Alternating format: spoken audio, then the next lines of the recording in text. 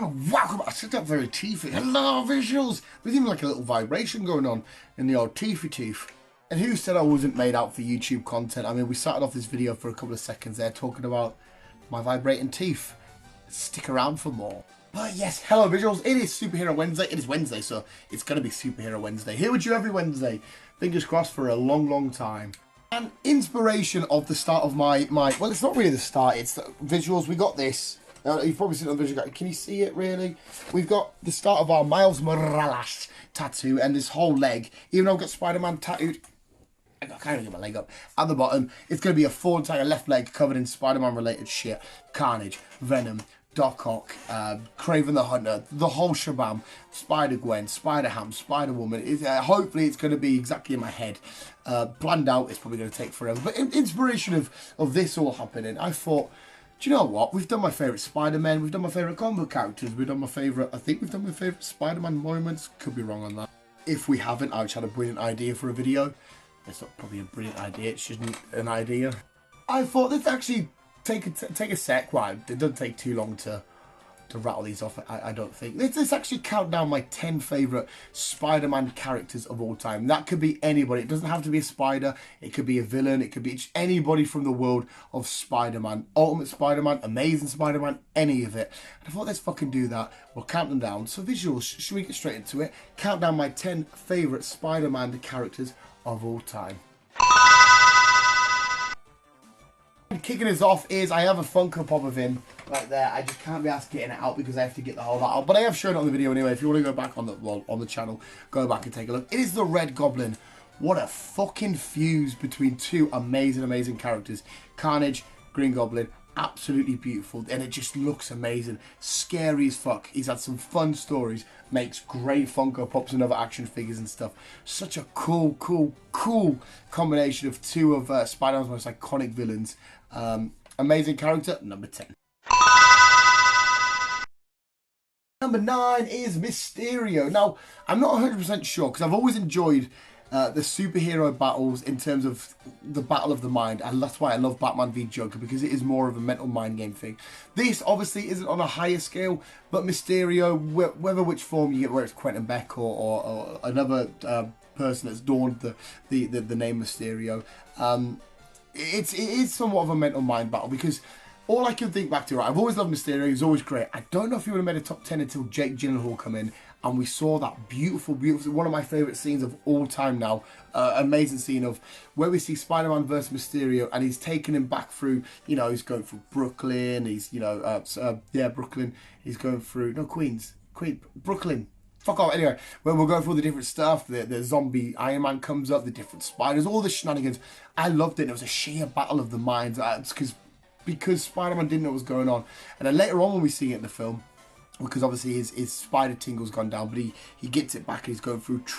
I just loved it because that version of Quentin Beck couldn't really do anything unless he had the drones and the drone tech and the cloaking tech and all that shenanigans. But I absolutely loved it, and I love this character that seems to be unbelievably powerful, but underneath is really just a dude. But it's the deceptiveness. I fucking love that element to it. Mysterio's number 9. Number 8 is Spider-Gwen. I love Spider-Gwen. Design-wise, amazing. But the story she's had is amazing. But ultimately, the backstory. Sorry, visuals. My dinner came. My takeaway came. And I'm all full and stuff now. I'm ready for a nap. I'm like a bear.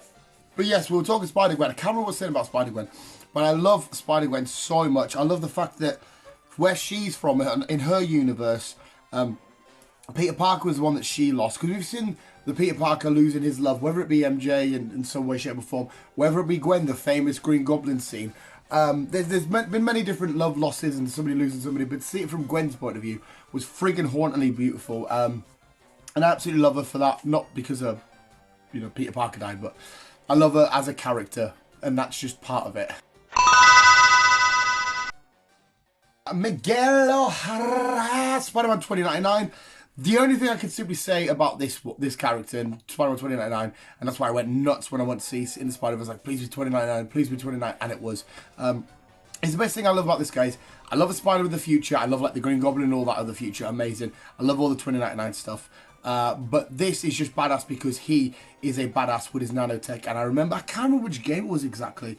The Spider-Man where you played is a couple of different spiders, friggin' flawless. But Spider-Man 29 is just a badass with nanotech. Legend.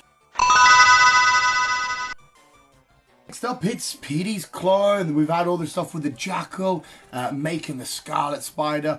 But it was the more modern Marvel Now comics, you know, where he changes suit to like instead of just, even though the blue one's tidy, which I think is the one going to get tied, but the black heading into the red, and it obviously revealing like the claw shenanigans going on.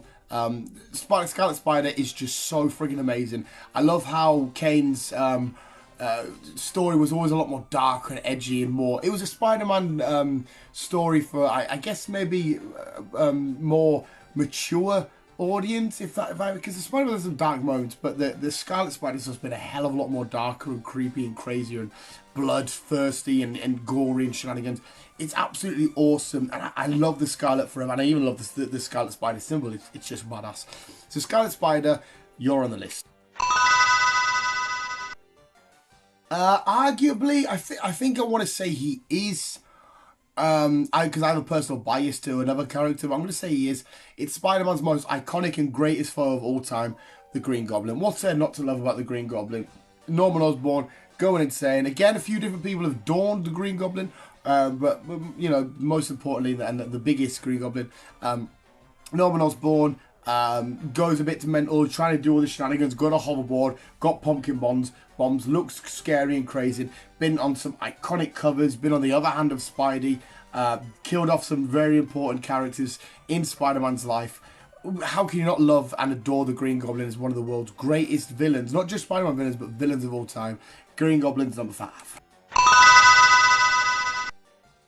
Number 4, it's the man himself on my leg, and one of the newest, not the newest, but one of the newest members of the Spider world. It's Miles Morales.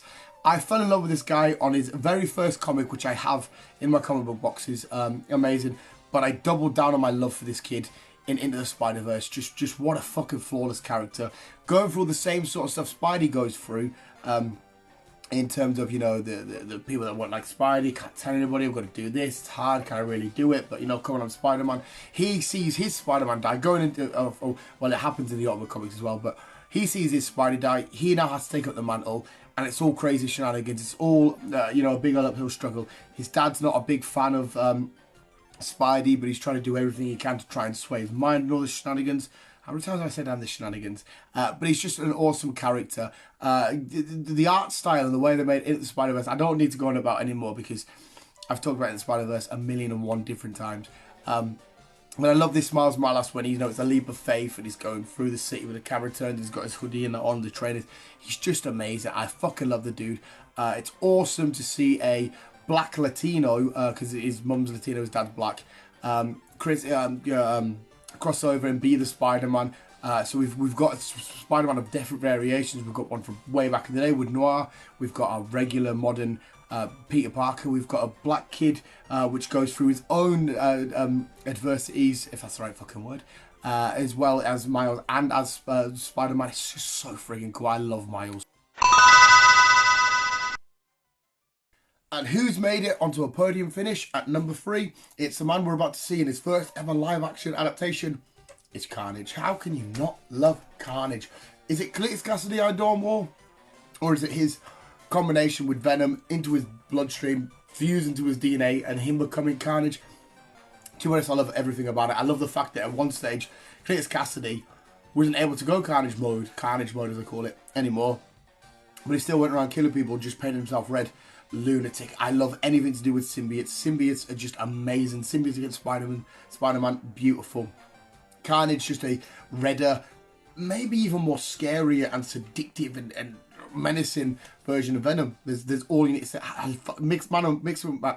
Maximum Carnage, minimum Carnage, any of the Carnage. Let there be Carnage. Can't wait for the film. In fact, by the time this goes up, the film could be out on the following Friday. Number 2. Number 2, it is Venom himself. Kind of on the same aspect of Carnage, but I love Venom's origin in the comics. Obviously, Spidey brings him back with him on Secret Wars. I love how it fuses with Peter first. We get the Black Suit Spider, then we go with Eddie. I love Venom Space Knight. I love that he's a member of the Guardians. I love that, you know, the anti-hero aspect. I love Tom Hardy's variation. Anything to do with Venom is so friggin' cool. Spider-Man and Venom are my two favourite comic book characters of all time, period. No budging there or anything. Absolutely adore Venom, from the slavery, horrible teethy tongue dude. When sometimes when they use the green slaver and slime, amazing. I just got to bring in like burpee thing there. His amazing past with Spider-Man. Again, classic comics, classic stories, classic covers. Just looks fantastic. Complete story, character arc change, going from one thing and now being seen as this other thing. Even again, we'll go back to action figures and Funkos, the Venomized series we've got, whether it be the Venomized Hulk, Captain America, Miles, whatever it is. It's so friggin' cool. I love the dude. And you guys sit number one is Spider-Man. I don't think I really need to say much as to why I love. I've done whole videos basically saying why I love Spider-Man. You know, everything about Spider-Man. I love the dude. Number one is Spider-Man. I don't need to reiterate. If it wasn't for him, I wouldn't be like this. This wouldn't matter. My first ever comic book at the age of 5 was a Spider-Man comic book. Changed my life forever. Spider-Man's my guy. Favorite Spider-Man character, obviously, of all time. There we go, visuals. That was this week's edition of Superhero Wednesday. If you did enjoy, give us a whoopooski, shanuski. See what I did there? Spiderwebs. Ha, I'm a funny bastard. But more importantly, just let me know anything you want to go in the comments. Whatever it is, doesn't matter. Just say, Dan, you're a Pratt, and I'll say, yes, I'm a Chris. Chris Pratt.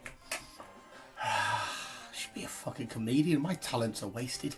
But obviously as well, please let me know your favourite Spider-related characters. Doesn't matter who it is. Good guy, bad guy, anti-hero, in the middle, powers, no powers, Aunt May, Uncle Bet, whoever. Let me know in the comments below, visuals. But apart from that, visuals, you guys are literally the fucking best. And as always, remember to always keep being you. And wow, we get to do it on a Spider-related video. I love it when we do this. Visuals, remember to always keep being you and keep on a web singing on.